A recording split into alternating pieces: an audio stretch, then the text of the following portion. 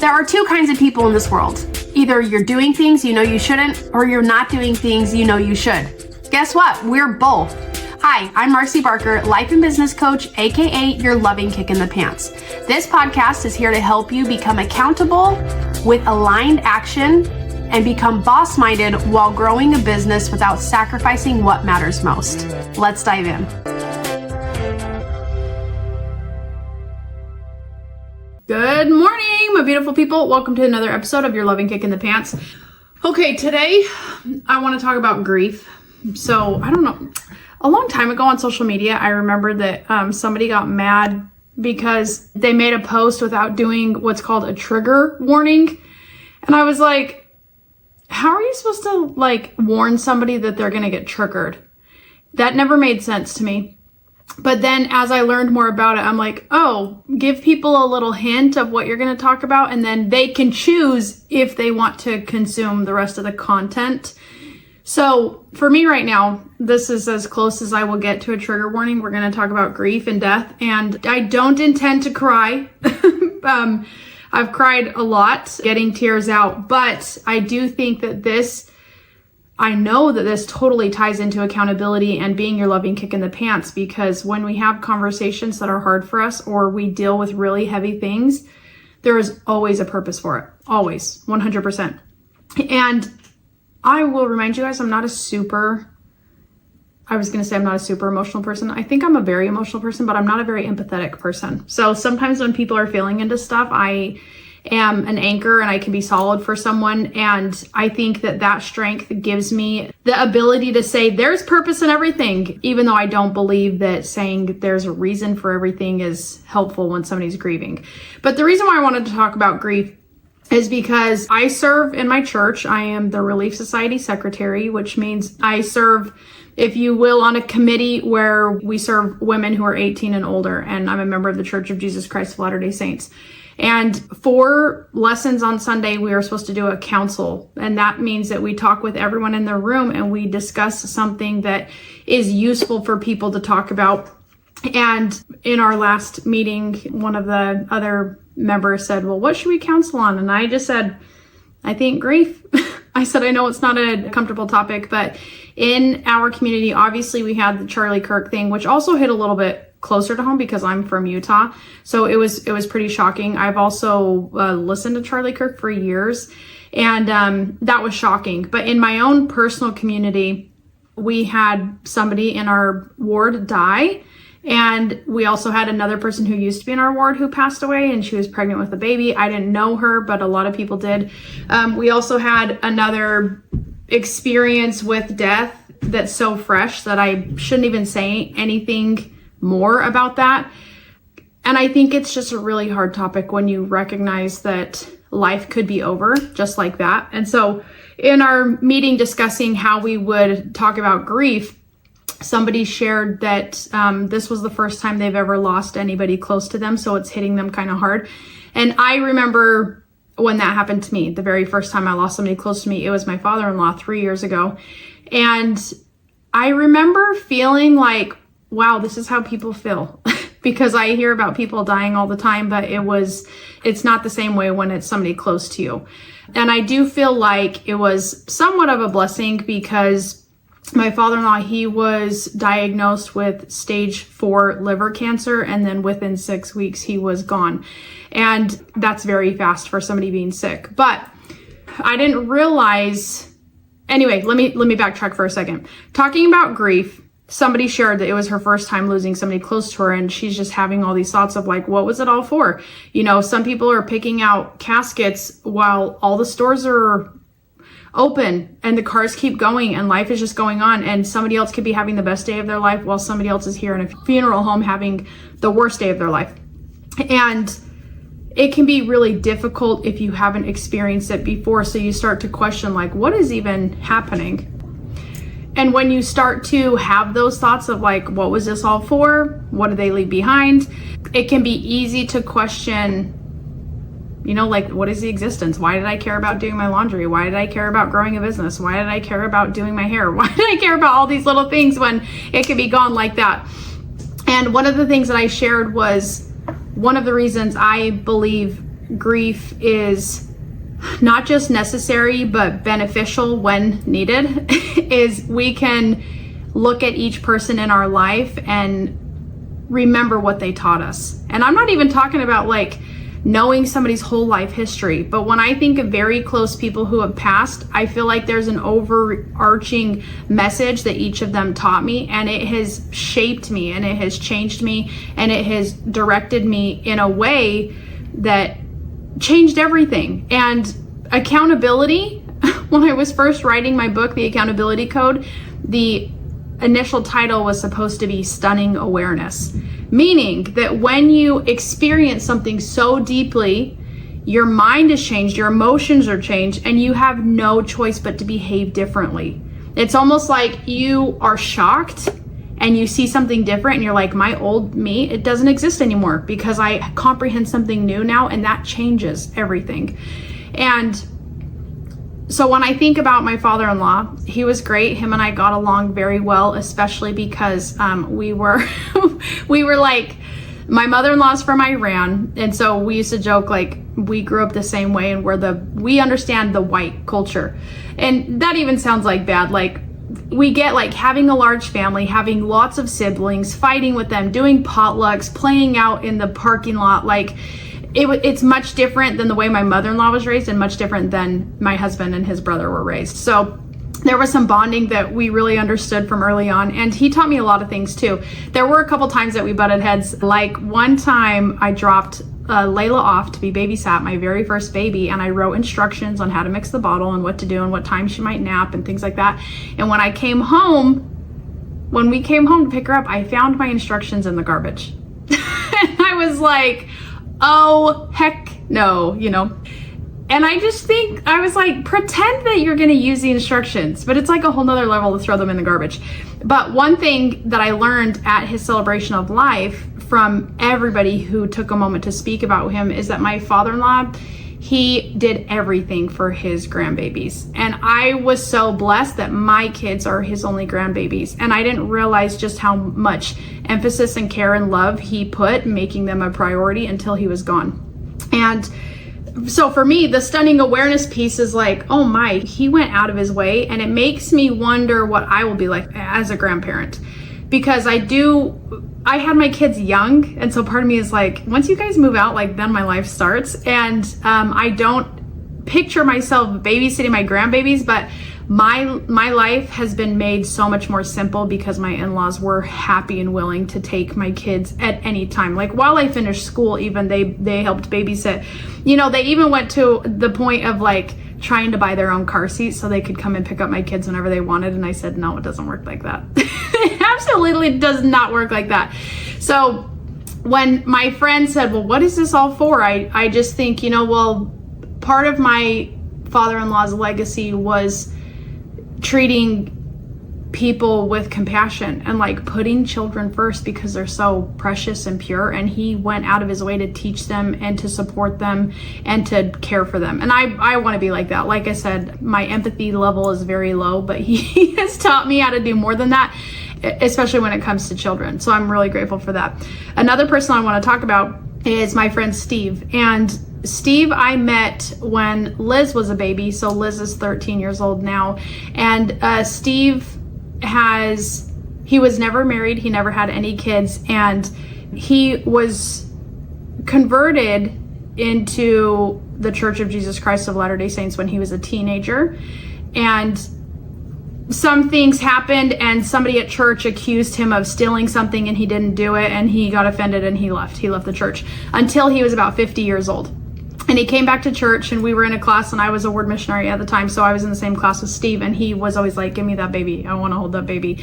And of course it was my third baby, so I was like, yes, my hands are full, have the baby. And so every week at church, Steve just kind of adopted Liz, and Steve became a very close family friend of ours. He came over for dinner all the time. He got the kids stuff for their birthday, and he'd call and we'd talk about things. We'd go out to dinner, him and me and Aubrey, and we became very close. And Steve, his transformation from being very bitter about church and how stuck up Christians can be and all this stuff. He went through a 180 just by practicing the gospel and trying his faith in different ways.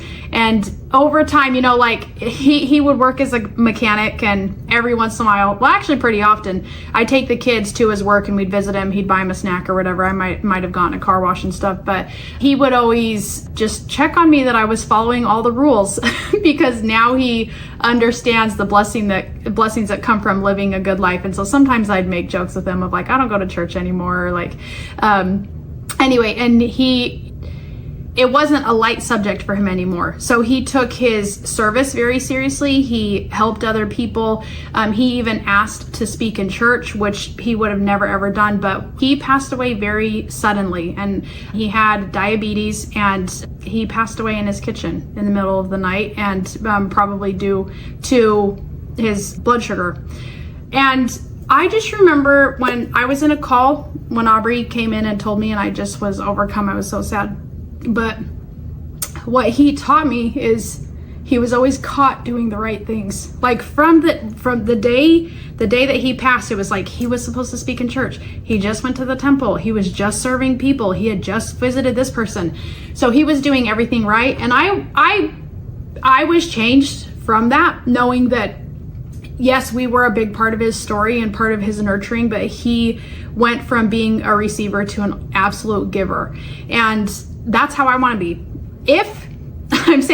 When I pass, I want there to be so much evidence that I was doing all the right stuff up until the very end. So grief helps you remember those things. When you get sad about something, it's like, no, what was it all for? This is the reason. This is what it's for, to help other people come into Christ and to mourn with those that mourn and to continually choose to follow Jesus Christ. And the last person that I want to talk about, I actually wrote about her in my book, The Accountability Code. Her name that I called her was B.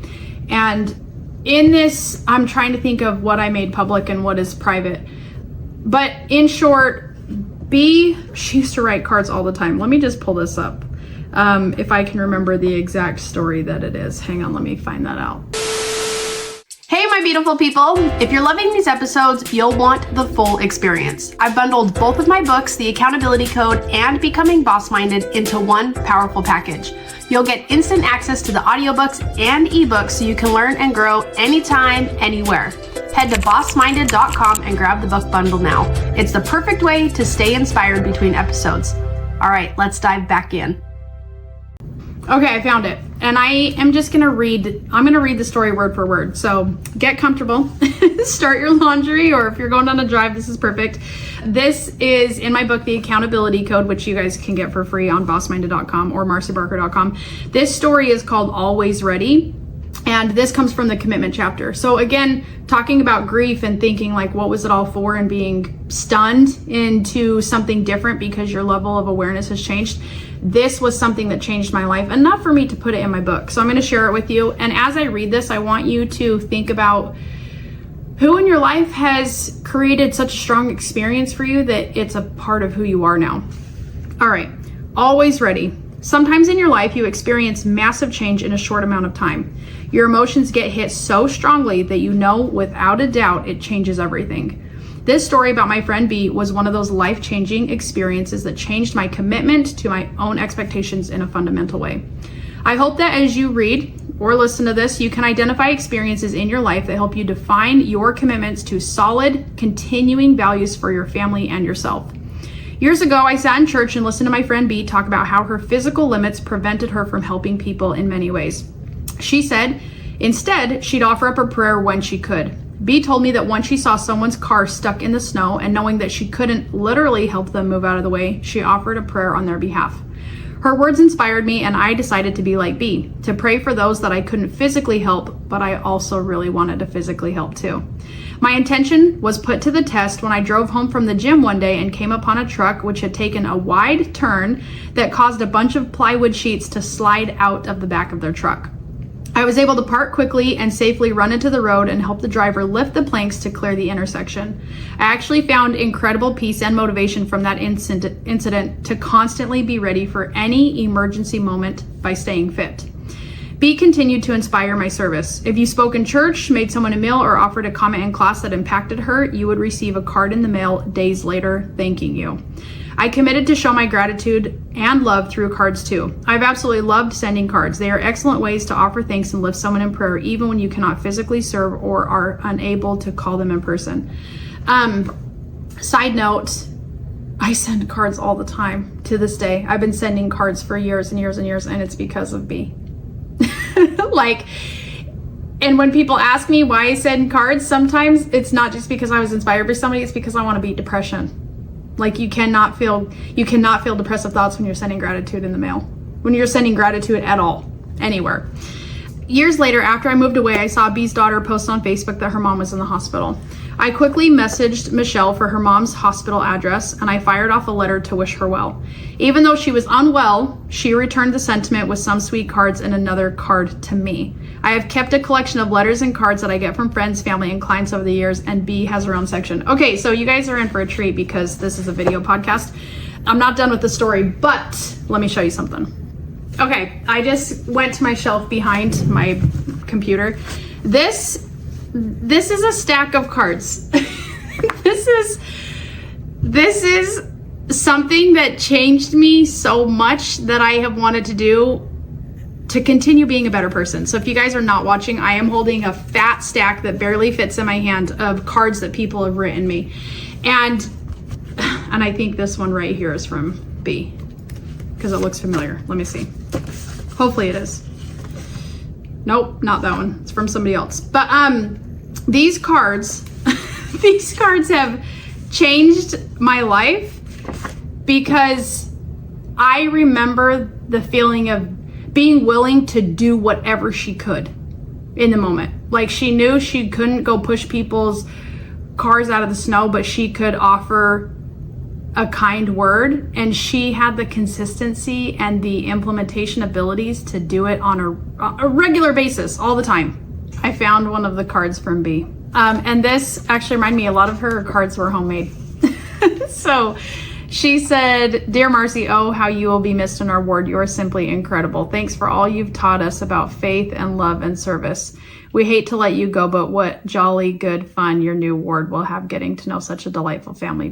We wish you joy in all your adventures." And this was just so sweet. And like I said, you know, when I think about the sad times of people passing, I literally can think of one overarching message that they taught me while they were here. And I think that that's something that I want to continue living a good life for. Like, you know, this whole stack of cards, the reason why I keep cards that people write me is because they don't put an expiration date on them. So when people say something about me or to me or they thank me, this was literally one of the things that I did to boost my confidence when I was just learning how to do life as an adult, as a married person, as a mom. And even when I read cards, they bring back memories, and it's that stunning awareness. And it's the thought of, even though people have left us and people have passed, there's good in all of it. I don't think I want to spoil the rest of the story. If you have read or listened to the accountability code, I encourage you to go back and do it. But I do talk about how this person passed and how she had an impact on me. But before this gets too long, I just want to leave you with a little loving kick in the pants. Even if you are dealing with grief, I need you to feel it. I need you to not be afraid of it, especially from the Marcy who had never lost anybody close to the Marcy who has lost a few people really close to her now. It's only going to make you better because we don't have a choice. We don't have a choice in it. So if you can decide that the emotions that you're feeling can fuel you for something significant, that's one of the best things we can do. And I don't know about you guys, but I guess because I am a loving kick in the pants, I want to find usefulness in everything. And I think that it's okay if you're different, but I want you to know that you're not alone in grieving, and you're not alone when you think, you know, what is all this worth? Like, what is all this for? What did I care about all this? But the reason that you're listening to this podcast is because you do care about improving yourself as a person. So I could talk and talk and talk. Maybe I'll make another podcast on all these cards and read a few of them, because there is a lot of power in words. There's a lot of power in expression of how you feel. There's a lot of power in understanding that life changes. And some of these people who have written me thank you cards have passed.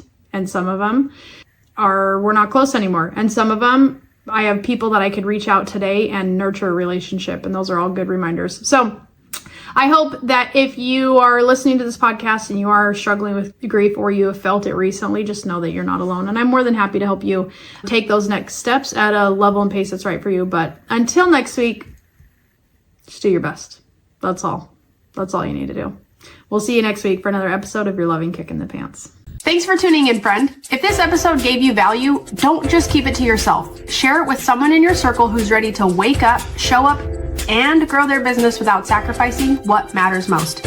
When you do, you're not just helping them, you're building your network of like-minded leaders. And I'll say this plainly, leaving a kind review matters more than you know. It helps more people find the show and it keeps the momentum going. So pause for a moment and please drop that review. Lastly, if there's a topic you want me to cover, I want to hear from you. Reach out because this podcast is for you and I'm here to serve. Until next time, stay boss-minded.